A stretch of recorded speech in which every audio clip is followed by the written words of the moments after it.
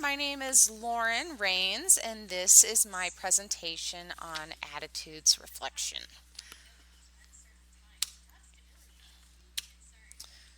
So, when I was documenting my daily attitude, what I noticed about it is that it does not change very much. I would not say I necessarily have a good attitude or a bad attitude because my mood fluctuates quite a bit, though. But my mood fluctuates quite a bit, though. It might be a Gemini thing. This specific day that I was monitoring, I had woken up late. I had to rush to get my or had to rush to get ready so I could drop my oldest daughter off at Bible camp. When I returned home, my youngest daughter decided to immediately start bugging me for snacks, and I hadn't had my coffee yet, so that was rather annoying. Throughout the day, I was calm but stressed. I was distracted, and I had things I knew I needed that needed to be done, but I did not have the motivation to do them, like homework and laundry. I noticed that my youngest daughter had a pretty bad attitude that day, but I am going to blame that on her age and her being bored that her sister is not home to play. Changes in attitudes. Sabates says that attitudes are generally considered to be summary evalu- evaluative reactions of a target that include dimensions such as good or bad, harmful or beneficial, and likable or unlikable. She also says that attitudes are in constant flux rather than being a stable personality trait. I think that events or circumstances affect people's attitudes.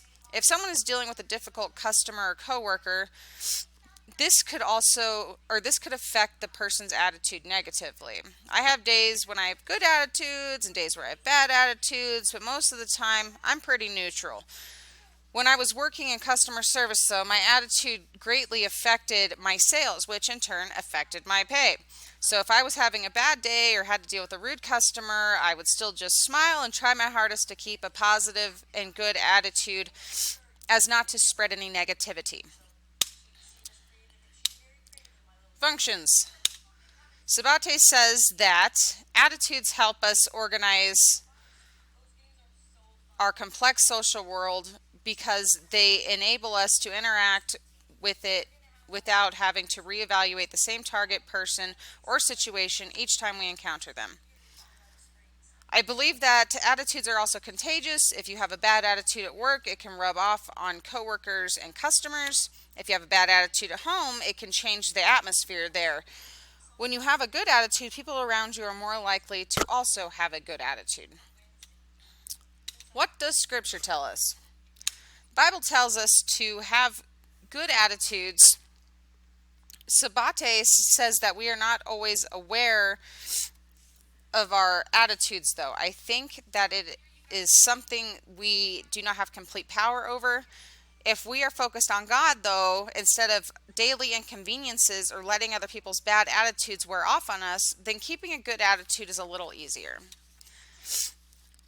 Philippians 2:14-15 NIV says, "Do everything without grumbling or arguing, so that you may become blameless and pure, children of God, without fault in a warped and crooked generation.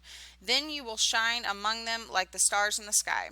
I believe that when we look up instead of looking around, our attitudes improve, and thus so does our lives. References: Holy Bible from the Bible Gateway and Sabates.